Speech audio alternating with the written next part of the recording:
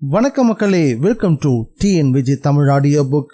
நீங்கள் கேட்டுக்கிட்டு இருக்க நாவல் அதிசய சித்தர் பகுதி 5. நம்ம சேனலுக்கு நீங்கள் ஃபர்ஸ்ட் டைம் வந்திருக்கீங்கன்னா சப்ஸ்கிரைப் பட்டனை ப்ரெஸ் பண்ணி நம்ம சேனலுக்கு சப்போர்ட் பண்ணுங்கள். அப்படியே இந்த வீடியோக்கு ஒரு லைக்கையும் கொடுத்துருங்க. அத்தியாயம் 24. டிஸ்பென்சரியை நோக்கி நடக்க தொடங்கின ருத்ராவுக்குள்ள பல மனக்கணக்குகள் ஓடிக்கிட்டு இருந்தது. இனிமே எப்படி செயல்படுறது?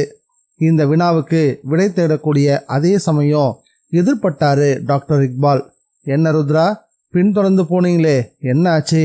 உடனே அவரை எச்சரிக்கை பண்ணுற மாதிரி, மெல்லமாக பேசுங்க, இப்போ நான் ஒன்றும் ருத்ரா இல்லை. ஃபாலோ பண்ணது வீண் போகல டாக்டர். எதிரி நல்லாவே என் வயப்பட்டுட்டான். நான் சமயோஜிதமாக செயல்பட்டேன், நல்ல பலன் தந்திருக்கு. குட். எந்த மாதிரின்னு கொஞ்சம் விளக்கி சொல்லுங்களேன். இக்பால் பேசிக்கிட்டே நடக்க தொடங்கினாரு. கூடவே ருத்ராவும். டாக்டர், ஒரு பெரிய குரூப்பே அந்த மலையில் இருக்குது போல. எல்லாருக்குமே அந்த சித்தர் தான் குறிக்கோள். இடையில தேவராஜன் கணேஷும் போட்டிக்கு வந்துடவும் கொஞ்சம் குழம்பி போயிட்டாங்க. அவங்கள தீர்த்து கட்டுறதுக்கு தயாராகவும் ஆயிட்டாங்க. ஆனால் அவங்களோட இலக்கில் முதல்ல கொலை செய்யப்பட வேண்டிய நபர் இப்போ தேவராஜோ கணேஷோ இல்லை. வேற யாரு? இக்பால் ஆர்வமாக கேட்டாரு. வேற யாரு? நான் தான். ஆனால் டாக்டர், இதில் ஒரு வேடிக்கையான விஷயம் சொல்லட்டுங்களா? ருத்ராவை கொலை பண்ணுற பொறுப்பு இப்போ என்கிட்ட தான் இருக்கு. அதுக்குள்ள தேவராஜும் கணேஷும் படுத்திருந்த படுக்கைக்கான அந்த அறை வந்திருந்தது. தாடி மீசுக்குள்ள உரு தெரியாம உருமாறி இருந்த ருத்ராவை அடையாளம் புரியாம ரெண்டு பேருமே வெறிச்சு பார்க்க ஆரம்பிச்சாங்க. என்ன பார்க்குறீங்க? சாரி யாருன்னு தெரியலையா? டாக்டர் இக்பால் கேட்டாரு. ஒரு டிடெக்டிவ் ஏஜென்ட் மிக குறைந்தபட்சம் 5 நிமிஷத்துல அப்படியே உருமாறணும். அப்பதான் அவன் ஸ்கில்டு பர்சன். நியூயார்க்கில் ஒரு சமயம் ஆயிரக்கணக்கான ஆடியன்ஸுக்கு முன்னாடி இப்படி உருமாறி காட்டுற போட்டி வச்சாங்க. ஒருத்தர் 1.5 நிமிஷத்துல அவர் மனைவி மக்களால் கூட கண்டுபிடிக்க முடியாதபடி உருமாறி சாதனை செஞ்சு காட்டினாரு. நான் அதில் கலந்துகிட்டு இருந்தா ஜெயிச்சிருப்பேனோ என்னவோ. ருத்ரா பேச பேச தேவராஜுக்கும் கணேஷுக்கும் புரிய ஆரம்பிச்சது. ஏ ருத்ரா, என்னப்பா இது, மாறு வேஷமா? தேவராஜ் ஆவலா வேகமா கேட்டாரு. எல்லாமே உங்களுக்காக தான்ப்பா. எங்களுக்காகவா? தேவராஜ் ஆச்சரியமா கேட்டாரு. உங்களை ஃபாலோ பண்ணிக்கிட்டு வந்த நபர் இருக்கார்ல, அண்ணன் இங்கேயும் வந்துட்டாரு. வந்து நம்மளை பார்த்து ஏமாந்துட்டானா? கணேஷ் இடைமறிச்சு வேகமா கேட்டான். ஏறத்தாழ அப்படிதான் வச்சுக்கோயேன். ஆனா இப்ப பிரச்சனை வேறு விதமா மாறிடுச்சு. ஒரு முக்கியமான விஷயம் தெரியுமா? நான் இப்போ அவங்களுக்கு ரொம்ப வேண்டப்பட்ட ஒரு நபர். உங்களை உயிரோடவோ இல்லை பிணமாவோ அவங்ககிட்ட ஒப்படைக்கக்கூடிய பொறுப்புல நான் இருக்கேன். இதை கேட்டதும் பயத்துல கணேஷ் மிடர் விழுங்க ஆரம்பிச்சான். இதை கவனிச்ச ருத்ரா, பயப்படாத கணேஷ், எல்லாமே என் மூளையோட திட்டம்தான். உங்களை உயிரோட ஒப்படைக்கிற மாதிரி ஒரு பாவனை காட்டி நடிக்க போறேன். எங்களை அவங்க என்ன பண்ணுவாங்க? கணேஷ் ஆர்வமா கேட்டான். வேற என்ன பண்ணுவாங்க? தீர்த்து கட்டிடுவாங்க. இதை சொன்னதும் ருத்ரா, என்ன சொல்ற அப்படின்னு தேவராஜ் அதிர்ச்சியில் கேட்கவும், தேவராஜ் பயப்படாத, நீங்க அவங்களோட முயற்சிக்கு குறுக்க நிற்கிற நபர்கள். உங்களை அவங்க தீர்த்து கட்ட நினைக்கிறது ஒன்றும் ஆச்சரியமான விஷயம் எல்லாம் கிடையாது. ஆனா அது நடக்கக்கூடாது. அதே சமயம் அவங்கள நாம ஜெயிச்சு நம்ம முயற்சியிலையும் நாம ஜெயிச்சாகணும். அதுக்கு நான் ஒரு வழி பண்ணிருக்கேன். ருத்ரா சொன்னதும் எப்படி அப்படின்னு ஆர்வமா கேட்டாரு தேவராஜ். உங்களை நான் அவங்க கிட்ட கூட்டிட்டு போறேன். அதே சமயம் உங்களை அவங்க கொல்லாம இருக்கிறதுக்காக உங்க 2 பேருக்கும் ரசவாத வித்தை கொஞ்சம் தெரியும்னு சொல்லி வச்சிருக்கேன். அதாவது இன்னும் கொஞ்சம் தெரிஞ்சா ரசவாதத்துல நாங்களே நேரடியா ஈடுபடலாம். அப்படிதானே? தேவராஜ் ஆவலா கேட்டாரு. எக்ஸாக்ட்லி. அவங்களுக்கு இது வரைக்கும் தெரியாத அந்த ரசவாத வித்தை உங்களுக்கு தெரியும் அப்படின்ற பட்சத்துல உங்களை அவங்க நிச்சயம் கொல்ல மாட்டாங்க. உங்களை கொல்றதுக்கு அவங்களுக்கு மனசும் வராது. அதுக்கு பதிலாக உங்களுக்கு என்னெல்லாம் தெரியும் அப்படின்னு தெரிஞ்சுக்கிற ஆர்வம் தான் அவங்களுக்குள்ள இருக்கும். நீ சொல்றது ரொம்பவும் சரிதான். எதிரிகளான நாங்கள் அவங்களுக்கு தேவையானவங்களாயிட்டோம். அது மட்டும் இல்லை, நமக்கு தேவையும் அதுதானே. ஆனால் இது ரொம்பவே ஹை ரிஸ்க். வேற வழியே கிடையாது. பேசிக்கிட்டே இருந்தா எப்படி? அடுத்து என்ன செய்ய? இன்னைக்கு ராத்திரி 10 மணிக்கு நாம அவங்கள சந்திக்க போறோம். ருத்ரா சொல்லி முடிச்சதும் தேவராஜன் கணேஷும் ஒருத்தர் ஆர்வமா பார்த்துக்க ஆரம்பிச்சாங்க. All the best Rudra. ஆனா உங்களை நீங்களே கொல்லணுமே, அது எப்படி? டாக்டர் இக்பால் இடைமறிச்சு ஒரு முக்கியமான கேள்வியை கேட்டாரு. ருத்ரா உடனே ஆழ்ந்து யோசிக்க ஆரம்பிச்சாரு. டாக்டர், கொல்றது சாத்தியம் இல்லை, அதுக்கு பதிலா ருத்ரா பயந்து ஓடிட்டதா சொல்ல வேண்டியதுதான். அது மட்டும் இல்லாம ருத்ரா ஒன்றும் அவங்களுக்கு எதிரி கிடையாது. அவங்களுடைய குறியே தேவராஜும் கணேஷும் தான். ருத்ரா சொல்லி முடிச்சதும், பார்த்து ருத்ரா, எங்கேயாவது வழிக்கிட போறீங்க, இக்பால் ஒரு எச்சரிக்கையை கொடுத்தாரு. ஆமா, எங்களுக்கு தான் உங்க திட்டப்படி அடிபட்டிருக்கே, எப்படி சார் நாங்கள் 2 பேரும் உங்க கூட வர முடியும்? கணேஷ் கேட்ட கேள்விக்கு ருத்ரா கொஞ்சம் மந்தகாசமா சிரிச்சாரு. பரவாயில்ல கணேஷ், நான் மிரட்டின மிரட்டல்ல நீங்க 2 பேரும் பயந்து நொண்டி நொண்டி நடந்தே வந்துட்டதா நான் சொல்லிக்கிறேன். நீங்களும் இந்த விஷயத்த ஒரு 2 நாளைக்கு சரியா மெயின்டைன் பண்ணிக்கோங்க. சார், உங்களை நம்பிதான் வரோம், ஜாக்கிரதை. கணேஷ் இழுவையா பேசுனதை தொடர்ந்து உற்சாகமா நிமிர்ந்தாரு தேவராஜ். ருத்ரா, உன் பிளான் எனக்கு ரொம்பவே பிடிச்சிருக்கு, வெளுத்து கட்டுவோம், கவலைப்படாத அப்படின்னு சொன்னாரு. ருத்ராவும் தெம்பா நிமிர்ந்து உட்கார்ந்தாரு. தேவராஜ், உங்களை பொறுத்த வரைக்கும் நான் இனி ருத்ரா கிடையாது, அது ஞாபகத்தில் இருக்கட்டும். ருத்ரான்ற நபர் ஓடி போயாச்சு. நான் ஒரு முரட்டு ரவுடி. சமயம் வரும்போது நான் ருத்ராவா மாறுவேன். நாம நம்ம காரியத்தை முடிச்சுக்கிட்டு திரும்ப வரணும். பேசின ருத்ரா இக்பால் பக்கம் திரும்பினாரு. டாக்டர், உங்க ஒத்துழைப்புக்கு ரொம்பவே நன்றி. ருத்ரா, உங்களோட இந்த வித்தியாசமான பயணம் வெற்றி அடையணும்னு நான் அல்லாஹ் கிட்ட வேண்டிக்கிறேன். ஏதாவது உதவி தேவைப்பட்டா தயங்காம என்கிட்ட கேளுங்க, செய்ய நான் தயாரா இருக்கேன். இக்பால் ருத்ராவை கட்டி தழுவினாரு. சார், வீட்டில் அம்மாவுக்கு என்ன பதில் சொல்லட்டும்? கணேஷ் தேவராஜை பார்த்து கேட்டான். கணேஷ், கம்பெனிக்கு மெடிக்கல் லீவ் அப்ளை பண்ணிட்டு வீட்டில் அம்மா கிட்ட செமினார் இருக்கு, ஒரிசா வரைக்கும் போயிட்டு வரணும். கம்பெனியோட ஸ்பெஷல் அரேஞ்ச்மெண்ட்டுன்னு ஒரு கதையை அடிச்சு விடு, மற்றதை பிறகு பார்த்துக்கலாம். இதை கேட்டுட்டு கணேஷ் ரொம்ப திருப்தியா தலையாட்டினான். அப்படியே படுக்கையில் லேசா சாயவும் செஞ்சான். கொல்லிமலை தன்னுடைய மரம் செடி கொடிகள் எல்லாத்தையும் அசைச்சி வா வா அப்படின்னு அழைக்கிற மாதிரி பட்டுச்சு. இனி என்னெல்லாம் நடக்க போகுதோ? மனசு அந்த கேள்விக்கு விடை தெரியாம மருண்டு போயிருந்தது. சரியா 10 மணி இருக்கும். டெலிஃபோன் பூத்துக்கிட்ட ருத்ரா தாடி மிஸ்ஸியோட உருமாறி தேவராஜ் கணேஷ் சகிதமா காத்துக்கிட்டு இருந்தாரு.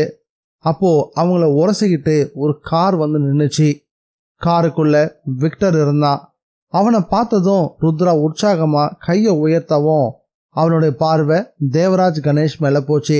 என்னப்பா நீ, தீர்த்துக்கிட்ட சொன்னா இழுத்துக்கிட்டு வந்துட்ட? விக்டர் கேட்ட கேள்விக்கு கணேஷோட மனசுக்கு திக்குன்னு இருந்துச்சு. இவங்களை மட்டும் தீர்த்து கட்டிட்டோம்னா நம்ம பெரிய முட்டாளாயிடுவோம் விக்டர். ஏறத்தாழ ரசவாதத்துல இவங்களுக்கு பாதி விஷயம் தெரிஞ்சிருக்கு. பித்தளைய தங்கமா மாற்ற முடியலனாலும் அது கருத்து போகாதபடி செஞ்சிருக்காங்க. தங்கம் மட்டும்தானே கருக்காது? ருத்ரா கேட்ட கேள்வியால விக்டர் வாயை பிளந்துட்டான். நிஜமாவா சொல்ற? ஆமா விக்டர், இவங்க பெரிய ஆளுங்க. இவங்க நம்மகிட்ட இருந்தா நமக்கு தான் லாபம். அடுத்த நொடியே, ஆமா, அதுக்கு இவங்க சம்மதம் சொல்லிட்டாங்களா? சம்மதிச்சுதானே ஆகணும், இல்லைன்னா உசுறு போயிடுமே. நான் இந்த விஷயத்த ரொம்ப தெளிவா எடுத்து சொன்னேன். 2 பேரும் நடுங்கியபடியே என் கூடவே வந்துட்டாங்க. நடுவுல கழுத்தறுத்துற போறாங்க, விக்டர் சொன்னான். நாம தான் ஜாக்கிரதையா இருக்கணும் விக்டர். உன் பேச்சை நம்பி என் வேலையை நான் இது வரைக்கும் கச்சிதமா செஞ்சு முடிச்சிருக்கேன். இனி மலைக்கு போய் உன் குரூப்பை பார்க்க வேண்டியதுதான் பாக்கி. அதுல ஒன்றும் பெரிய தடலாம் இல்லை. அந்த ருத்ரா கதை என்னாச்சு? விக்டர் கேட்டான். சரியான கோழப்பாவன். நான் அவன் கதையை முடிக்க போறேன்னு தெரிஞ்சுக்கிட்டு எங்கேயோ பம்பாய் பக்கம் ஓடிட்டானா. அவனை தேடி பிடிச்சி கதையை முடிக்கிறதுக்கெல்லாம் இப்ப நமக்கு அவகாசம் இருக்கா சொல்லு? இந்த வார்த்தையில கேட்டதும் ருத்ரா ஒன்றும் லேசுப்பட்ட ஆள் இல்லையே, அவனா பயந்து ஓடினா? விக்டர் சந்தேகமா கேட்டான்.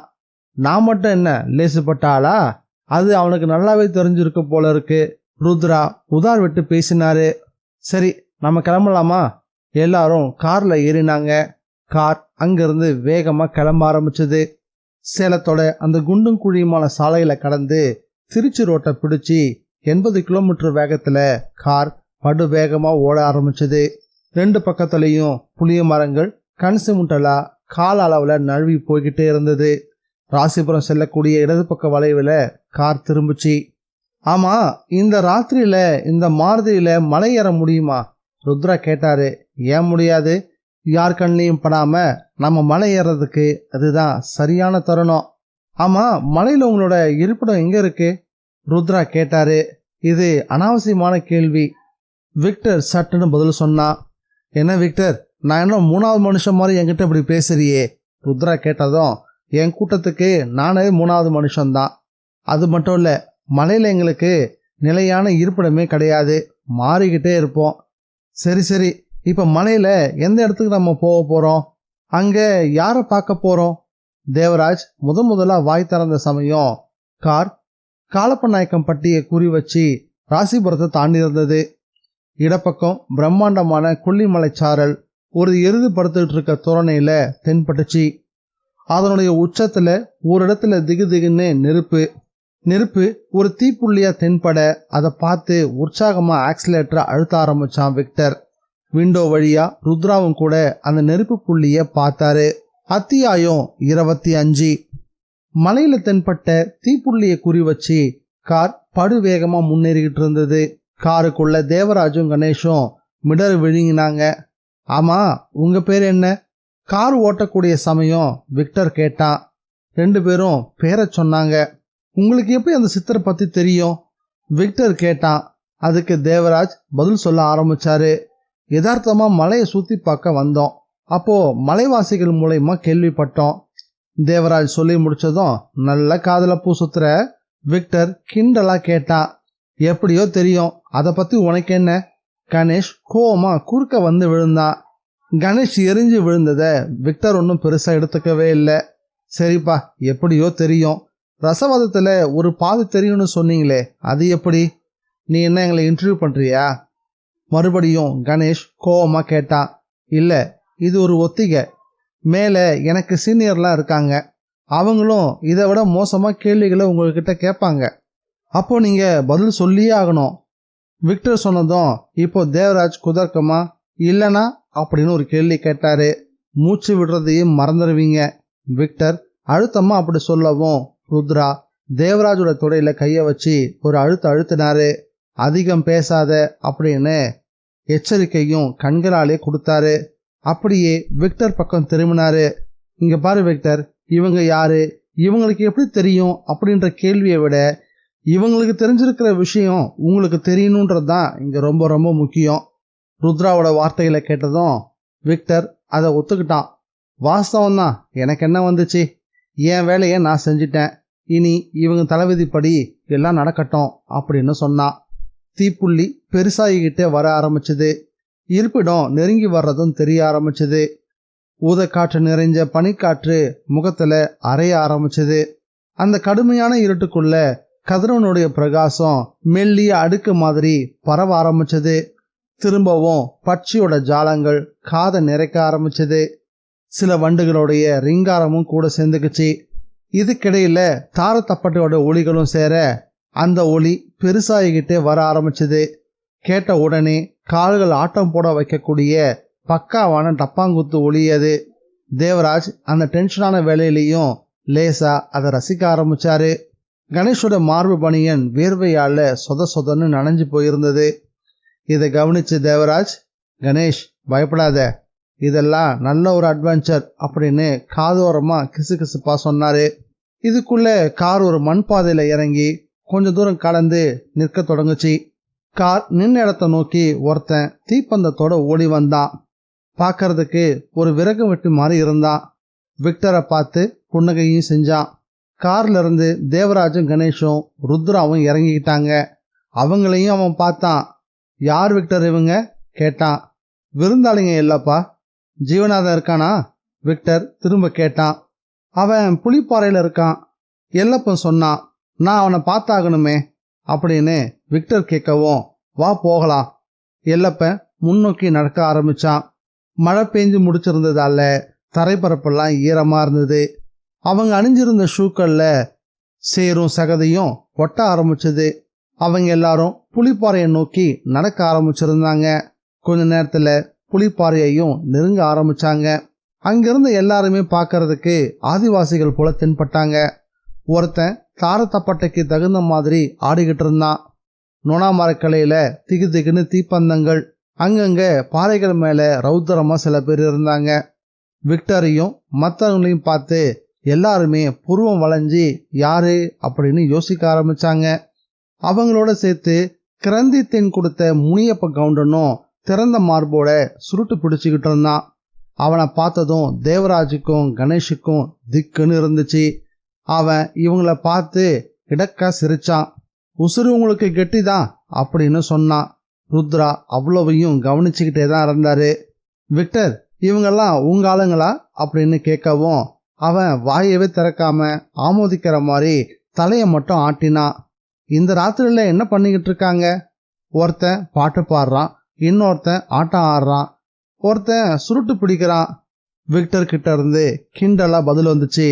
இங்க பாருப்பா, சொல்றதுக்கு விருப்பம் இல்லைன்னா சொல்லாத, அதுக்காக இப்படிலாம் நக்கல் பண்ணாத அப்படின்னு சொன்னாரு ருத்ரா. அதே சமயம் ஒருத்தன் திடகாத்திரமும் எதிர்பட்டான். அவனை பார்த்ததும், ஜீவனாதா, நீ சொன்ன இந்த 2 பேரும் இவங்க தான் அப்படின்னு சொன்னான் விக்டர். என்னடா நீ கொன்னுட்டு வாடான்னு சொன்னா கூட்டிட்டு வந்திருக்க அப்படின்னு கேட்டான் ஜீவநாதன். காரணமாதான். அது சரி, யார் இந்த புது ஆளு? ருத்ராவை பார்த்து ஜீவநாதன் கேட்டான். என்ன மாதிரியேன்னு வச்சுக்கோயேன், நம்ம கூட்டத்தில் சேர்க்க அழைச்சிட்டு வந்திருக்கேன். விக்டர் சொன்னதும் ஜீவநாதன் விக்டரை கொஞ்சம் வித்தியாசமா பார்த்தான். நல்லா தெரியுமா இவன் உன்ன மாதிரி தானா? திரும்ப கேட்டான் ஜீவநாதன். நல்லா தெரியும். இவன் தான் அந்த 2 பேரையும் கொண்டு வந்து என்கிட்ட ஒப்படைச்சான். அது மட்டும் இல்ல, இவனுக்கும் எதிரி அந்த டிடெக்டிவ் ஏஜென்ட் ருத்ரா தான். அவன் இப்போ எஸ்கேப் ஆயிட்டான். அது சரி, இவங்களையும் கொல்லாம இங்க கூட்டிட்டு வந்திருக்க? இவங்க சாதாரணமான ஆள் இல்லப்பா. ரசவாதத்தை பத்தி இவனுக்கு ஓரளவு தெரியும் போல இருக்கு. அதான் இழுத்துட்டு வந்தேன். ஓரளவுனா நீயே கேட்டு பாரு, விக்டர் சொல்லிட்டு ஒதுங்கி நின்னா.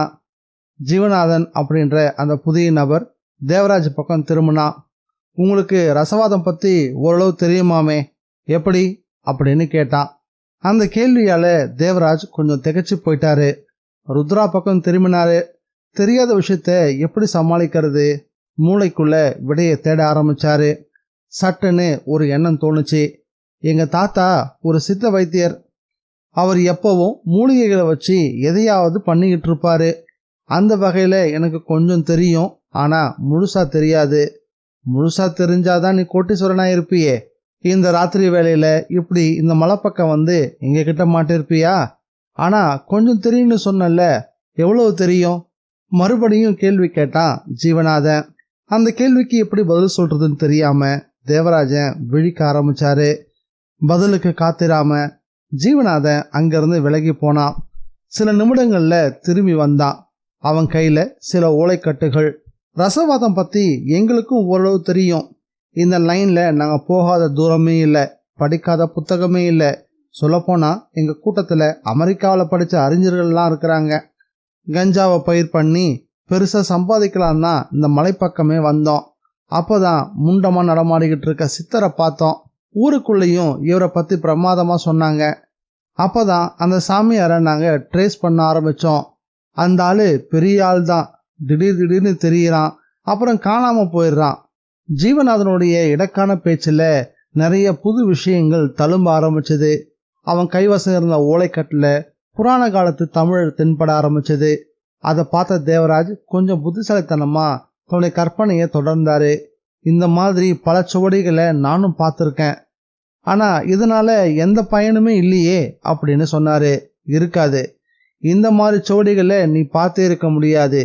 வெறும் 6 ஏட்டை நாங்க 6 லட்சம் ரூபாய்க்கு வாங்கியிருக்கோம். கஞ்சா பயிரை விட இது லாபமான விஷயம் இல்லையா? ஆனா சரியான ஃபார்முலாவை தான் எங்களால பிடிக்கவே முடியல. ஏன், அந்த சித்தரியை கேட்க வேண்டியது தானே? கணேஷ் கொஞ்சம் நக்கலா பேசவும், சாதாரண மனுஷனா இருந்திருந்தா இழுத்துட்டு வந்து சித்திரவதை செஞ்சு விஷயத்தை இந்நேரத்துக்கு வாங்கியிருப்போம். எங்க கூட்டத்துக்கு தண்ணி காட்டுற பெரிய கில்லாடியா இருக்கிற அந்த சாமியாரு. பௌர்ணமி தவிர மற்ற நாட்கள்ல அவனை பார்க்கவே முடியறதில்ல. அந்த ஆளால தான் இந்த ரசவாத விஷயத்துக்குள்ளே நுழைஞ்சோம்.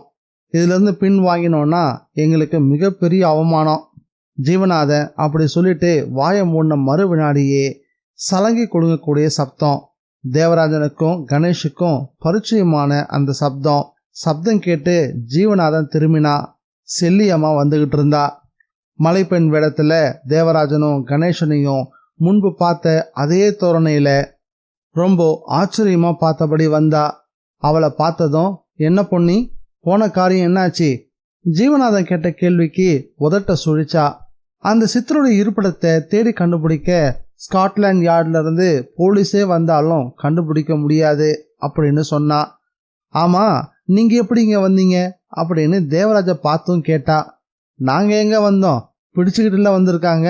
தேவராஜ் செல்லியம்மளை பார்த்து சிரிச்சபடி சொன்னாரு. பஸ் பிடிக்க நாங்க வந்தப்போ மாடர்ன் ட்ரெஸ்ல தென்பட்டது நீ தானே? தேவராஜன் கேட்டாரு.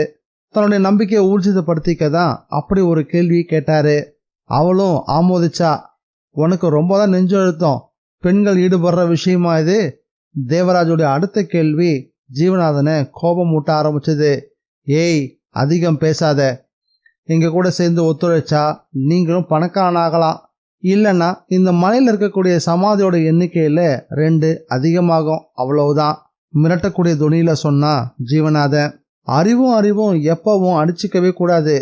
உனக்கு ரசவாதத்துல கொஞ்சம் தெரியும்னா எங்களுக்கு கொஞ்சம் தெரியும். உனக்கு தெரிஞ்சதை நீ சொல்லு, எங்களுக்கு தெரிஞ்சதை நாங்க சொல்றோம். 2 பேரும் கலந்து முயற்சி பண்ணி செஞ்சு பார்க்கலாம். சக்சஸ் ஆகிட்டா இந்த மலையோட அந்த சித்தரை பத்தி நீயோ நானோ பொருட்படுத்த வேண்டிய அவசியமே இருக்காதே. ஒருவேளை சக்சஸ் ஆகலனா? இடக்கா கேட்டான் ஜீவநாதன். ஆகலனா என்னவா? அந்த சாமியார்கிட்ட இருந்து இந்த விஷயத்தை எப்படியாவது கறந்தே தீரணும். இதே செல்லியம்மா அதை சாதிப்பா. இவ இப்ப கத்து வந்திருக்கிற விஷயமே கோடி பெருமையா சொன்னா ஜீவநாதன். தேவராஜும் விடல, இடக்கா பேச ஆரம்பிச்சாரு. கேட்க நல்லாதான் இருக்கு, நடக்கணுமே. ஏன் நடக்காது? எவ்வளவோ நடந்தாச்சு, இது என்ன? பதில் சொன்னா ஜீவநாதன். உங்க செல்லியம்மாவை விட வேகமா எங்களால அந்த சித்தர்கிட்ட இருந்து விஷயத்தை கறக்க முடியும். எங்க போக்குல விடுங்க. விஷயத்தோட நீங்க ஓடிட்டா நாங்க என்ன தலையில துண்டா போட்டுக்க முடியும்? ஜீவநாதன் கேட்டான். ஓடினாலும் உங்ககிட்ட இருந்து தப்பிக்கவா முடியும்? கணேஷ் பதில் சொன்னான். முன்ன பின்ன தெரியாதப்பவே ஒரு ஆளை நிழல் போல இங்க கூட அனுப்பி வச்சிங்க. தேவராஜ் இந்த முறை பதில் சொன்னதும் ஜீவநாதன் அதை கேட்டு கொஞ்சம் யோசிச்சான். செல்லியம்மா அவனை நெருங்கி காதை கடிக்க ஆரம்பிச்சா. உடனே அவனுடைய முகம் கொஞ்சம் பிரகாசமாக ஆரம்பிச்சது. சரி, உங்க விருப்பப்படி செய்யுங்க. இந்த முயற்சியில உங்களுக்கு எல்லா உதவியும் எங்களால கிடைக்கும். உடனே பக்கத்துல இருந்த ருத்ரா அப்பாடா அப்படின்னு பெருமூச்சு விட்டாரு. நினைச்ச மாதிரியே நிலையான ஒரு நங்கூரத்தை பிரச்சனையே இல்லாம அவங்க கூட்டத்துக்குள்ள போட்டாச்சு. இறுக்கம் தளர்ந்து போச்சு. இனிமேதான் சாமர்த்தியத்தை காட்டணும். அவங்களுக்குள்ள எண்ணங்கள் பூக்க ஆரம்பிச்சது. தேவராஜனை நம்பிக்கையோடு பார்த்தாரு ருத்ரா.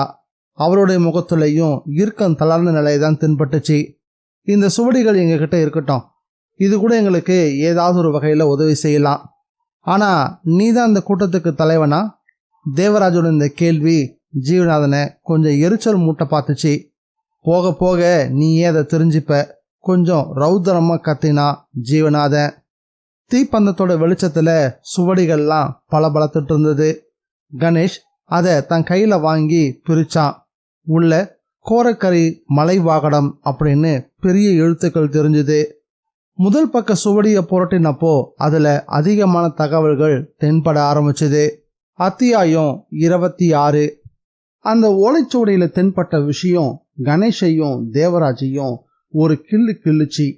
இடியானது பூமியிலும் சமுத்திரத்திலும் விழாமல் மலை மேல் விழுந்தால் அந்த மலையின் இடி விழுந்த இடம் பிளந்து இடிசக்தி உள்ளே போகிற போது அதை போக விடாமல் மலையானது மத்தியில் நிறுத்தி கொள்ள அது நின்ற இடத்தில் மண்ணும் நீரும் நெருப்பாகும். மண்ணும் கூட சல்லி சல்லியாக மணல் போலாகும். அதில் மழைநீர் ஊறி மஞ்சள் சிகப்பு நிறமான பாசங்கள் தோன்றும். அவை மலை வெடிப்புகளில் ஊற்று போல் கசியும். இதற்கு உதக நீர் என்று பெயர். ரசவாதிகளுக்கு இந்த உதக நீர் மிக அவசியம். கோரக்கர் மலைவாகடம் அப்படின்னு அந்த ஓலை சுவடியில எழுதப்பட்டிருந்தது.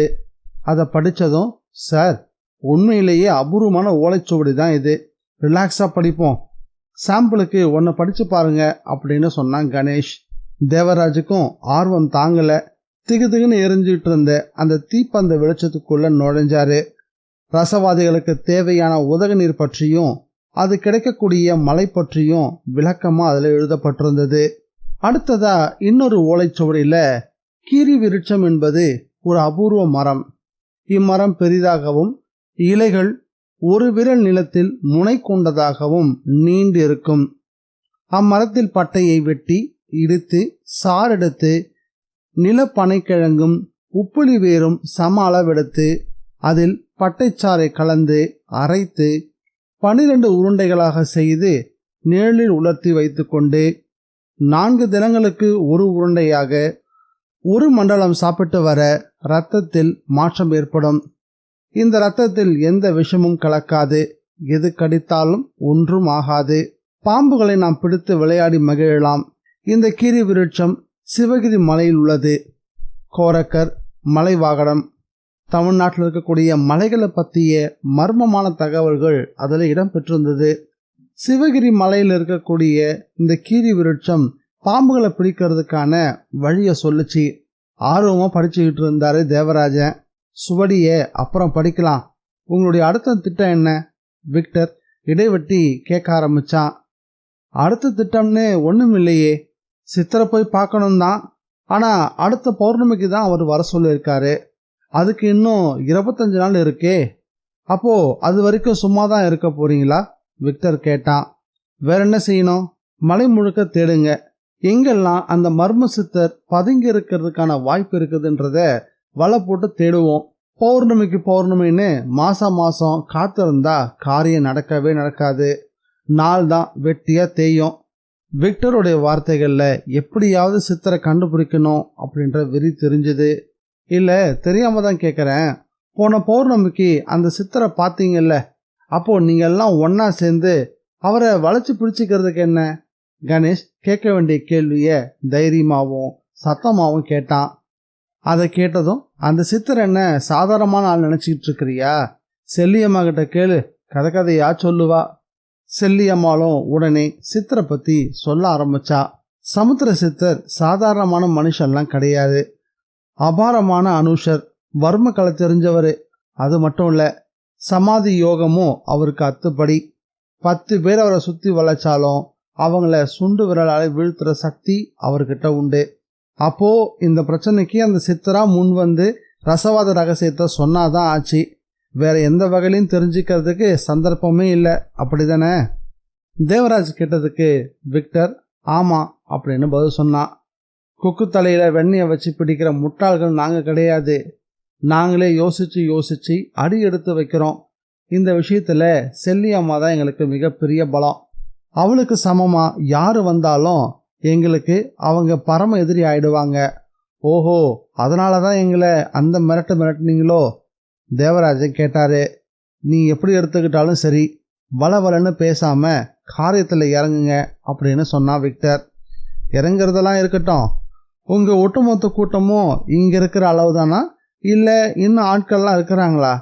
கணேஷ் கொஞ்சம் கோபமாவே கேட்டான். அது உனக்கு தேவையில்லாத விஷயம். இருந்தாலும் சொல்றேன், இந்த மலையில எங்க ஆட்கள் இல்லாத இடமே கிடையாது. விஷயத்தை தெரிஞ்சுக்கிட்டு தப்பிச்சு ஓடிடலாம் மட்டும் கனவுலையும் நினைச்சு பாத்துறாதீங்க. ஜீவநாதன் எல்லாத்தையும் கேட்டுட்டு இடைமறிச்சு வெடுக்குன்னு அந்த சுவடி கட்டை தேவராஜ் கையிலிருந்து பிடுங்கிட்டான். உங்களுக்கு அவசியம் படும்போது சரியான காரணத்தை சொல்லி என்கிட்ட கேளுங்க, அப்போ நான் இதை தரேன். அது வரைக்கும் இது என்கிட்டயே பத்திரமா இருக்கட்டும். இப்போ நீங்க இந்த இடத்த விட்டு கிளம்பலாம். கட்டாளியா சொல்லிட்டு மலன்னு இருட்டுக்குள்ள நுழைஞ்சி மறைய தொடங்கிட்டான் அவன். விக்டர் அவன் போறதையே வெறிச்சு பார்த்துக்கிட்டு இருந்தான். பிறகு தேவராஜ் கணேஷ் பக்கமா திரும்பி, இப்ப கூட ஒன்றும் கெட்டு போகல, நீங்க அருவிக்கார பக்கம் போனீங்கன்னா அந்த சித்தரை போய் தேடி பார்க்கலாம். தேவராஜுக்கு அதை கேட்கவும் கோபம் வந்துடுச்சு. ருத்ரன் அதை புரிஞ்சுக்கிட்டு முன் வந்து பேச ஆரம்பிச்சாரு. விக்டர், வெறும் கையை வீசிக்கிட்டு வந்திருக்கோம். நாங்க சாப்பிட படுக்க எந்த வசதியும் இல்லாத நிலையில இந்த மலையில அலைஞ்சு திரிகிறது அத்தனை சுலபமா என்ன? ரொம்ப சாதாரணமா இப்பயே போய் தேடுங்கன்னு வர சொல்ற? அதோட நீ அறிமுகப்படுத்தின அந்த ஜீவநாதன் ஒரு வார்த்தை என்னை பத்தி கேட்கவே இல்லை. என் திறமைக்கு உங்க கூட்டத்தில் மதிப்பு இருக்கிற மாதிரியே எனக்கு தெரியல. என் பேரை கூட கேட்காதவங்களுக்கு மத்தியில நான் எப்படி இருக்க முடியும்? நான் எப்படி உங்களுக்காக வேலை செய்ய முடியும்? இது சரியா வராது. நான் இப்பவே கிளம்புறேன். பொய் கோபத்தோட வெளியேற தொடங்கினாரு ருத்ரன். உடனே விக்டருடைய கரம் வாஞ்சையோட ருத்ரனுடைய தோல் மேல வந்து விழுந்துச்சு. முட்டாள், உன்னை பத்தி கேட்க வேண்டிய அவசியமே எங்களுக்கு இல்லைன்னு ஜீவன் அதை சொல்லாமல் சொல்லிட்டு போகிறான். அது மட்டும் இல்லை, இந்த 2 பேருக்கும் பக்கத்துணையா எங்களுடைய ஆளாக இருந்து அவங்கள கவனிச்சிக்க போகிறதே நீ தான். அதுதான் இப்போதைக்கு உனக்கு வேலையே. அதுக்கு உனக்கு எவ்வளோ சம்பளம் தெரியுமா? எவ்வளவு? ருத்ரா பொய்யான ஆர்வத்தோட கேள்வி கேட்கவும், அதே சமயம் இருட்டுக்குள்ளேருந்து ஒரு புது மனுஷன் ஒரு சூட்கேஸ் சகிதமா ருத்ரா முன்னாடி வந்து நின்னான். சூட்கேஸை திறந்து காட்டினான். அதில் டெலஸ்கோப், ரிவால்வர் சகிதம் ₹1,00,000 பணமும் முள்ளங்கி பத்தியா சிரிச்சுக்கிட்டு இருந்தது. ருத்ரா செயற்கையாக வாய்ப்பிழந்தாரு. இது வெறும் ஆரம்பம்தான். போக போக உன் திறமைக்கு ஏற்ப இன்னும் நிறையவே கிடைக்கும். இது உங்கள் 3 பேருக்கான செலவுக்கும் சேர்த்து தான். ஆல் த பெஸ்ட் அப்படின்னு சொன்னான் விக்டர். கிட்டத்தட்ட விடிய ஆரம்பிச்சிருச்சு. கூவி திரிய ஆரம்பித்த பறவைகளால் வானம் அழகாக தெரிஞ்சுது. மைதா மாவை சலிச்சு கொட்டின மாதிரி பனி இலைகளுக்கு மேலே திட்டு திட்டா தெரிஞ்சுது. ஒரு பாறைக்கு மேலே களைப்போட மலாந்து படுத்திருந்தாங்க 3 பேரும். சூரியனுடைய கதிர்கள் சுட ஆரம்பிச்சதும் உஷ்ணம் தாழாம கண் விழிச்சு பார்த்தாங்க. அவங்களுக்கு முன்னாடி கொல்லிமலையோட ராஜ்யம் தன்னுடைய பெருமையை சொல்லாம சொல்லிக்கிட்டு இருந்தது. கைகளை நீட்டி முறிச்சு ஆசுவாசப்படுத்திக்கிட்டாங்க. கணேஷ் சுற்றுச்சூழல்ல பார்வையை சுழல விட்டான். குளிரக்கூடிய உடம்பு சிலுத்தபடி மனசுக்குள்ள இயற்கையை ரசித்தபடியே சுத்தி பார்த்தவனுக்கு ஒரு சரிவில் கொஞ்சம் தள்ளி ஒரு உயரமான பாம்பு புற்று அவனுடைய பார்வையில தென்பட்டுச்சு. அந்த உயரமான புற்றிலிருந்து மணலை குனிஞ்சு ஒருத்தர் அள்ளிக்கிட்டு இருந்தாரு. ருத்ராவோட வேண்டுதல் உடனே பழிச்சது போல. அந்த மனிதர் நிமிர்ந்த போதுதான் கணேஷுக்கு தூக்கி வாரி போட்டுச்சு. அது சமுத்திர சித்தர். அத்தியாயம் 27. விடிஞ்சும் விடியாத வேளையில எதிர்பாராம சமுத்திர சித்தரை ஒரு பாம்பு புத்துக்கு பக்கத்துல பார்த்துட்டு கணேஷ் பரவசத்துல கத்த ஆரம்பிச்சிட்டான். அதோ சித்தர்! நம்ப முடியாதபடி அவன் கை காட்டின திக்க பார்த்தாரு தேவராஜ். பார்த்ததும் அவருக்குள்ளேயும் ஒரு திகைப்பு. ருத்ராவும் பார்த்துட்டு விழிகளை அகலமா விரிச்சாரு. என்னப்பா இது? வலை வீசி தேடினாலும் பிடிக்கவே முடியாதுன்னு சொன்னீங்க. ஆனா ரொம்ப சுலபத்திலேயே அகப்பட்டுட்டாரு இந்த சித்தரு. ருத்ராவோட கேள்விக்கு தேவராஜ் வேகமா பதில் சொல்ல ஆரம்பிச்சாரு. ருத்ரா, எல்லாமே ஒரு அதிர்ஷ்டம்தான். இப்போ நீ என்ன பண்ற? ட்ரெஸ்ஸை உடனே காட்டிட்டு ஒரு பட்டிக்காட்டா மாதிரி உருமாறுற, சீக்கிரம் அப்படின்னு சொல்லியபடி அணிஞ்சிருந்த பேண்ட் சட்டையை கட்ட தொடங்கினாரு தேவராஜ். கணேஷ் அதை புரிஞ்சுக்கிட்டு அவனும் அப்படியே செயல்பட ஆரம்பிச்சான். ருத்ரா மட்டும் எதிர்கேள்வி கேட்டாரு. எதுக்குப்பா உருமாறணும்? பேசுறதுக்கெல்லாம் நேரம் இல்லை, சொல்றத கேளு. பனியன் போட்டிருந்தா அதை கோவணமும் ஆக்கி கட்டிக்கோ, தலைமுடியே களைச்சி விட்டுக்கோ. வினாடிகளில் அவர் சொன்னது தான் தாமதம். அதை செய்யறதுக்கு ருத்ரா கொஞ்சமும் தயங்கவே இல்லை. சட்டுன்னு ஒரு பாறையோட பின்புறமா ஒதுங்கிக்கிட்டாங்க 3 பேரும். வேக வேகமா உருமாறினாங்க. அதே வினாடியில பச்சை நிறத்துல ஏதோ ஒரு சாற்ற கைகளில் பூசி இருந்த சமுத்திர சித்தருடைய வலது கரம் புற்றினுடைய ஒரு துவாரத்துக்குள்ள வேகமா நுழைஞ்சது. அவரோட கை புற்றிலிருந்து வெளிப்பட்ட சமயம் அதனுடைய பிடியில ஒரு நாகம் சீறிக்கிட்டு தென்பட்டுச்சு. அந்த நாகம் பலமா சீறியபடியே அவரை கொத்த முடியாம வெறிச்சு பார்க்க ஆரம்பிச்சது. சித்தர் அதை பார்த்துட்டு சிரிக்க ஆரம்பிச்சிட்டாரு. அப்படியே இடது கையால அதோட கழுத்தை பிடிச்சுக்கிட்டு வழுக்கெல்லாம் வாய் வரைக்கும் கொண்டு வந்து விரல்களால நசுக்கவும் நாகத்தோட வாய் திறந்து பிளக்க ஆரம்பிச்சது. வாய்க்குள்ள கூரிய சின்ன பல் பளிர்னு பார்வைக்கு தெரிஞ்சது. அந்த பல்லுடைய மேல் அன்னத்துல இளம் பச்சை நிறத்துல விஷப்பை ஒரு சின்ன உருண்டை மாதிரி தென்பட ஆரம்பிச்சது. அதை பார்த்த சித்தருடைய முகத்துல ஒரு திருப்தி மின்னல் கூட பரவ ஆரம்பிச்சது. அவர் இடுப்புல சின்னதா ஒரு உலோக கோலையை வச்சிருந்தாரு. அதை வெளியெடுத்து பாம்புடைய பல் அதுல பதியுமாறு நசுக்கவும் கண்கள்ல பயமும் சீற்றமும் தெரிஞ்ச அந்த நாகம் தன்னுடைய விஷத்தை பல் வழியா லேசா பீறி விட ஆரம்பிச்சது. நீண்டு வளைஞ்ச அதன் உடம்பினுடைய கூரிய வால் அவருடைய இடுப்புல சாட்டா மாதிரி சொடுக்கி அடிச்சது. அதனால துளி கூட பாதிக்கப்படாதவர் போல விஷத்தை கோலையில பிடிக்கிறதுலேயே குறியா இருந்தாரு சித்தர். ஒரு வழியா காட்டுவாசிகள் போல உருமாறிட்டு 3 பேரும் சித்தரை நோக்கி அடி எடுத்து வச்சாங்க. அந்த சமயம் ரூபாய் நோட்டோடு இருந்த அந்த சூட்கேஸ் அவங்கள வெறிச்சு பார்த்துச்சு. ஏன்பா, இந்த சூட்கேஸ் இப்போ என்ன பண்றது? தேவராஜ் பதட்டப்பட்டாரு. கூடவே, ருத்ரா, ஒரு நல்ல இடமா பார்த்து இதை பதுக்கி ஆகணும். அபூர்வமா தென்பட்டிருக்கிற சித்தர் மறைஞ்சிட போறாருப்பா, சீக்கிரம் அப்படின்னு சொன்னாரு. மறைய அவர் என்ன மந்திரவாதியா? ருத்ரா கேட்டாரு. எதிர்கேள்வி எல்லாம் கேட்காத, கண்ணுக்கே தென்படாதவர் தென்பட்டிருக்காரு. கண் மூடி கண் திறக்க நேரத்துல போன தடவை இவரை நாங்கள் நழுவ விட்டுட்டோம், அதனால தான் சொல்றேன். சார், நம்மளை பார்த்துட்டு அவர் கோவப்பட்டா என்ன பண்றது? கணேஷ் கச்சிதமா ஒரு கேள்வி கேட்டான். அடிச்சாலும் வாங்கிக்க வேண்டியதுதான், ஆனா அவரை நழுவ மட்டும் விட்டுடவே கூடாது. அவர் நம்மளை பார்த்தாருன்னா அந்த மூலிகை செடி எங்கன்னு கேட்பாரு, அதுக்கு என்ன பண்ணுவீங்க? அடுத்த பௌர்ணமிக்கு வரும்போது தானே கொண்டு வர சொன்னாரு, இப்போ அதுக்கு அவசியம் இல்லை. அது சரி சார், அப்போ நடுவில் எதுக்காக பார்க்க வந்தீங்கன்னு கேட்டா கணேஷ் குதர்க்கமான கேள்வி கேட்டான். அதுக்கு பதில் சொல்ல ருத்ரா தயாரானாரு. இங்க பாரு கணேஷ், இங்கே நின்று கேள்வி கேட்டுக்கிட்டு தடுமாற வேண்டிய அவசியம் இல்லை. முதல்ல அவரை நெருங்குவோம், என்ன சொல்றாருன்னு பார்க்கலாம். அதுக்கு தகுந்த மாதிரி நாமளும் பேச ஆரம்பிக்கலாம். அவர் உண்மையிலேயே மகான்னு என் மனசை நம்பிட்டா நான் அவர்கிட்ட சரணடைஞ்சிருவேன். மலையில அவருக்காக வலை விரிச்சிருக்கிற அந்த விக்டர் கூட்டத்தை பத்தி அவர்கிட்ட சொல்லி அவரை பலமா எச்சரிக்கையும் செய்வேன். இது சுத்த பைத்தியக்காரத்தனம். நம்மளை பட்டி காட்டான்னு நினைச்சிட்டு இருக்காரு அவரு.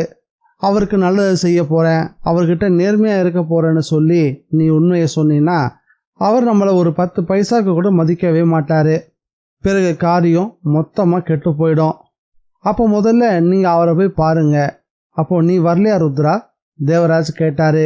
நான் பிறகு வந்து சேர்ந்துக்கிறேன். ஒதுங்கி நின்று உங்க பேச்சையும் போக்கையும் கவனிக்க போறேன். அவர் உங்களுக்கு தண்ணி காட்டிட்டு நழுவ பார்த்தா நான் விட போறதில்ல, ருத்ரா சொன்னாரு. என்ன பண்ணுவீங்க? அவரை பின்தொடர்வேன். இந்த மலை நாட்டில் அவர் எங்க பதுங்கி இருக்காருன்னு தெரிஞ்சுக்குவேன். ருத்ரா, அதெல்லாம் வேண்டாம், நீயும் எங்க கூடயே வா, 3 பேருமா போகலாம். முதல்ல போய் காலில் விழுவோம். காரணம் இல்லாம அவர் நிச்சயம் கோவப்பட மாட்டாரு, தேவராஜ் ஓரளவு அனுமானத்துல சொன்னாரு. ருத்ரா அரமனசோட அதை கேட்டுக்கிட்டு சூட்கேஸை ஒரு இடத்துல பதுக்கியும் வச்சாரு. பதுக்கிய இடத்துல ஒரு அடையாளத்தையும் வச்சுட்டு அதை மனசுல பதிவு வச்சுக்கவும் செஞ்சாரு. வித்தியாசமான கோவண மனிதனா அடி எடுத்து அவரை முன்னாடி நடக்க தொடங்கினாங்க 3 பேரும். செடி கொடிகள் வதங்க தொடங்கின. நசநசன சுள்ளிகள் மிதிப்படக்கூடிய சத்தமும் கேட்க ஆரம்பிச்சது. பாதையில படுத்து கிடந்த ஓனா ஒன்று விருட்டுன்னு தலை நிமித்துக்கிட்டு ஓட ஆரம்பிச்சது. சிலுசிலுன்னு இளங்காத்து வேற பலமா மோதிக்கிட்டு இருந்தது. புற்றுக்கு பக்கத்திலே இருந்த சித்தர் கையில ஒரு பெரிய நாகம். அது கிட்ட இருந்து வலுக்கட்டாயமா விஷத்தை எடுத்துக்கிட்டு இருந்தாரு சித்தர். வால் படப்படன்னு அடிச்சுக்கிட்டு இருந்தது. மூச்சு திணறிட்டு இருந்தது. பிறகு ரொம்ப சிரமப்பட்டு நிமிர்ந்து பார்த்துச்சு. அதனுடைய பார்வையில யாரோ 3 பேர் வராங்கன்றத சித்தர் புரிஞ்சுக்கிட்டாரு. சித்தரும் யதார்த்தமா நிமிர்ந்து பார்த்தாரு. தன்னை நோக்கி தான் வர்றாங்கன்னு தெரிஞ்சதும் அவருடைய புருவங்கள் சுருங்க ஆரம்பிச்சது. அவங்க 3 பேரையும் வெறிச்சு பார்க்க ஆரம்பிச்சாரு. கிட்ட வந்ததும் வணக்கம் சாமி, 3 பேர் சேர்ந்து வணக்கம் சொன்னாங்க. கைகளை கட்டிக்கிட்டு பவ்யமா அணிவகுத்து நிற்கவும் ஆரம்பிச்சாங்க. இந்த காலை வேளையில சுவாமியோட தரிசனம் கிடைச்சது ரொம்ப பெரிய பாக்கியம். இது நாங்கள் கொஞ்சமும் எதிர்பார்க்கவே இல்லை. நாங்களாம் ரொம்ப பெரிய பாக்கியசாலிங்க அப்படின்னு தேவராஜ் இணக்கமா பேச்ச தொடங்கினாரு. அது என்ன சாமி, அன்னைக்கு பேசிட்டு இருக்கும் போது திடீர்னு காணாம போயிட்டீங்க? கணேஷ் கேள்வியோட அவர் முன்னாடி குனிஞ்சு வழக்கம் போல குதர்க்கமா பேசினா. இது யாரு புதுசா இருக்கு? சித்தரோட பார்வை ருத்ரா மேல படிஞ்சது. சுவாமி, இவன் என்னோட சிநேகிதனுங்க. சித்த வைத்தியத்துல ரொம்பவே நாட்டம் இருக்கக்கூடிய ஒரு ஆள். மலைக்கு மூலிகை தேடி வந்தான், நாங்களும் அவன் கூட சேர்ந்துக்கிட்டோம். தேவராஜ் கச்சிதமா சித்தருடைய சந்தேகத்துக்கு விடைய கொடுத்தாரு. கைவசம் பாம்பு நெளிய 3 பேரையும் வெறிச்சு பார்த்தாரு சித்தர். பாம்பை திரும்பவும் புற்றுக்குள்ள விட்டுட்டு 3 பேர் பக்கமும் திரும்பினாரு. புடுங்கு பூனையை தேடி வந்தீங்களே, கிடைச்சதா? மெல்ல செருமியபடி இந்த கேள்வியை கேட்டாரு. இல்ல சாமி, பதில் சொன்னாரு தேவராஜ். காலை நேரம் அதுங்களை பிடிக்கிறதுக்கு தோதுவான நேரம்தான். இங்கிருந்து வடக்க போங்க. ஆள்குத்தி பாறைக்கு பக்கமா நெட்டிலிங்க மரங்கள் தென்படும். அங்க பூனைகளை பார்க்கலாம். ரொம்ப சந்தோஷம் சாமி. பாம்போட விஷத்தை தனியாக எடுத்துக்கிட்டு இருக்கீங்களே, நாங்களும் உதவலாமா? அவசியம் இல்லை, உங்க வேலைகளை நீங்க போய் கவனிங்க. வெட்டிவிடும் வேகத்திலேயே பேசி முடிச்சாரு சித்தர். இதனால தேவராஜ் கொஞ்சம் சோகமாயிட்டாரு. ஏன் சாமி எங்களை பார்த்தாலே பட்டும் படாம பேசுறீங்க? தேவராஜோட கேள்விக்கு சித்தர்கிட்ட இருந்து இலக்காரமான ஒரு புன்னகம் மட்டும் வெளிப்பட்டுச்சு. அதே சமயம் அவருடைய புருவ நெருக்கத்துல ஏதோ ஒரு குறுகுறுப்பு. அதுக்கு காரணம் கேமராவினுடைய ஃபிளாஷ் லைட் வெளிச்சம் ஒரு செடிக்கு பின்னாடி இருந்து பாஞ்சு வந்துகிட்டு இருந்தது. திடீர்னு தான் மேல வெளிச்சம் பாஞ்சதை பார்த்ததும் நடக்கக்கூடாத ஏதோ ஒன்று நடந்த மாதிரியான ஒரு பதைபதைப்பு அவருக்குள்ள அதிகமாக ஆரம்பிச்சது. சட்டுன்னு பாம்பு புத்துக்குள்ள கையை விட்டு ஒரு கருநாகத்தை பிடிச்சி அந்த பாம்பை வெளிச்சம் வந்த அந்த செடிக்கு மேல வேகமா சுழற்றி எரிஞ்சாரு. சீறிக்கிட்டு அந்த இடத்துல சுழன்று போன அந்த நாகம் இமைக்கும் நேரத்துக்குள்ள செடிக்கு மேல போய் விழுந்து சரசரன்னு உள்ள ஓட ஆரம்பிச்சது. யாரோ கடிபட்டு அலறக்கூடிய சப்தம் உடனே கேட்கவும் தொடங்குச்சு. அத்தியாயம் 28. சித்தர் வீசி எறிஞ்ச பாம்பை தொடர்ந்து புதற்குள்ள இருந்து வெளிப்பட்ட அலறல் சத்தம் தேவராஜ, கணேஷ, ருத்ராவை அப்படியே நிலக்கொலைய வச்சிருச்சு. மெல்லமா புதருக்கு பக்கத்துல போய் எட்டி பார்த்தாரு ருத்ரா. புதருக்கு பின்னாடி கேமராவும் கையுமா ஒருத்தன் பாம்பு கடிப்பட்டு துடிச்சுக்கிட்டு இருந்தான். சித்தருடைய பாதங்களும் அவனை நோக்கி நடக்க ஆரம்பிச்சது. விழிகள் அவனை பார்த்துச்சு. அவன் உடம்புல நீளம் பாய தொடங்கிருச்சு. கடிச்ச அந்த சர்ப்பம் விடுதலை கிடைச்ச உணர்வுல எங்கேயோ ஓடி போய் மறைஞ்சிருச்சு. சித்தர் அவனை வெறிச்சு பார்த்துட்டு அங்கிருந்து திரும்பி நடக்க தொடங்கிட்டாரு. எதிர்பாராம நடந்த இந்த சம்பவத்தால வாயடிச்சு போன 3 பேரும் அடுத்து என்ன செய்யறதுன்னு தெரியாம தவிக்க ஆரம்பிச்சாங்க. சாக தவிச்சுக்கிட்டு இருந்தவனை பார்த்ததுமே புரிஞ்சு போச்சு ருத்ராவுக்கு. அவன் விக்டர் கூட்டத்தை சேர்ந்தவன் தான். இப்போ போட்டோ எடுத்து என்னத்தடா சாதிக்க போறீங்க, அவசர கொடுக்கீங்களா? மெலிசா முணுமுணுத்தபடி குனிஞ்சி கேமராவை கையில் எடுத்துக்கிட்டாரு. சித்தரை தன் வசப்படுத்தி வச்சுக்கிட்ட அதை பார்க்கவும் ருத்ராவுக்குள்ள ஒரு சின்ன உற்சாகம். தேவராஜோ கத்த தொடங்கிட்டாரு. சாமி, சாமி, எங்க போறீங்க சாமி? அந்த அழைப்பால பாதிக்கப்பட்ட சித்தருடைய முகம் கடுமையா மாற தொடங்குச்சு. எதுவுமே பேசாம தேவராஜ வெறிச்சு பார்த்தாரு சித்தர். சாமி, எங்களை கண்டாலே ஏன் நீங்க வெறுக்கிறீங்க? நீங்களே உங்ககிட்ட அண்டவே விட மாட்டேங்கிறீங்க. உங்க பேச்சு செயல் எல்லாமே புதிரா இருக்கு. நாங்க என்ன சாமி தப்பு செஞ்சோம்? கணேஷ் ரொம்பவே ஆதங்கத்துல வெளிப்படையா கேட்டுட்டான். ருத்ரா அவ்வளவையும் பார்த்துக்கிட்டு தான் இருந்தாரு. சித்தர்கிட்ட இருந்து இறுக்கம் தளர்ந்து மெல்லிய புன்னகை. பிறகு உதடுகள் பிரிஞ்சு பேசவும் ஆரம்பிச்சாரு. நீங்க முதல்ல உங்க உடைகளை அணிஞ்சுக்கிட்டு வாங்க, பிறகு பேசலாம் அப்படின்னு சொன்னாரு. தேவராஜுக்கு தூக்கி வாரி போட்டுச்சு. சித்தர் தேவராஜ நெருங்கினாரு. உன் பேரு தேவராஜ் தானே? தேவராஜகிட்ட பயம் படர தொடங்குச்சு. நீ உலோகங்களை கொண்டு உபகரணம் தயாரிக்கக்கூடிய ஒரு பெரிய நிறுவனத்துல அதிகாரம் பண்ணக்கூடிய உத்தியோகத்துல இருக்கிறதானே? அடுத்த கேள்வி தேவராஜோட பிடரிய யாரோ பிடிச்ச மாதிரி இருந்துச்சு. அம்மாவுக்கும் அப்பாவுக்கும் ஒரே பிள்ளை, இன்னும் கல்யாணம் ஆகல, கொஞ்சம் ஆராய்ச்சி புத்தி, கூடவே தங்கத்துக்கு மேல ஆசை, நிறைய எதிர்பார்ப்பு, பரபரப்பு. இவைகளோட நீ இந்த மலைக்கு வந்திருக்க. இன்னும் சொல்லவா, இல்ல இது போதுமா? சித்தர் கேட்ட எந்த ஒரு கேள்விக்கும் பதில் சொல்ல முடியாம திணறி போனாரு தேவராஜ். தேவராஜை கேட்ட கேள்விகளை பார்த்துட்டு கணேஷும் உள்ளுக்குள்ள உதற ஆரம்பிச்சிட்டான். உள்ளதை போட்டு உடைக்கக்கூடிய அப்பட்டமான அந்த பேச்சில் அவங்க எல்லாருமே தயங்கின. அதே சமயம் இன்னும் கூட சொல்றேன், இப்போ ஒருத்தன் என்ன படம் பிடிச்சானே, அவன் இந்த மலையில இருக்கக்கூடிய ஒரு மோசமான கூட்டத்தை சேர்ந்தவன். இந்த மலையில எனக்காக நாயா அலைஞ்சிக்கிட்டு இருக்காங்க. ரசவாத வித்தைக்காக செல்லியம்மா பேர்ல ஒரு பொண்ணை அனுப்பி என்னை நெருங்கிட்டதை நினைச்சுக்கிட்டு இருக்காங்க. எப்போ அந்த ரகசியம் அவங்களுக்கு தெரிய வரும்னு தவியா தவிச்சுக்கிட்டு இருக்காங்க. விதிப்படி என்னை பார்க்க வந்த நீங்க அவங்க பார்வையில பட்டு ஒரு பெரிய திட்டத்தோட தான் மறுபடியும் இந்த காட்டுக்குள்ள நுழைஞ்சிருக்கீங்க. இப்போ என்னையும் பார்த்துருக்கீங்க. நீங்கெல்லாம் பாவம். சித்தருடைய அந்த விளக்கத்துல தேவராஜ் உட்பட 3 பேர் பொட்டுலையும் வேர்வை துளிகள் துளிர்க்க ஆரம்பிச்சிருந்தது. அப்படியே மண்டி போட்டுட்டாங்க. கொஞ்ச நேரம் அந்த பகுதியில் ஒரு மௌனம் நீடிச்சது. இந்த நாவல் உங்களுக்கு பிடிச்சிருக்கா இல்லையான்றத மறக்காம கமெண்ட்ல பதிவு பண்ணுங்க. நம்ம சேனலுக்கு நீங்கள் ஃபர்ஸ்ட் டைம் வந்திருக்கீங்கன்னா சப்ஸ்கிரைப் பட்டனை ப்ரெஸ் பண்ணி நம்ம சேனலுக்கு சப்போர்ட் பண்ணுங்க. மீண்டும் இந்த நாவலுடைய இறுதி பகுதியில் சந்திக்கலாம். Bye guys.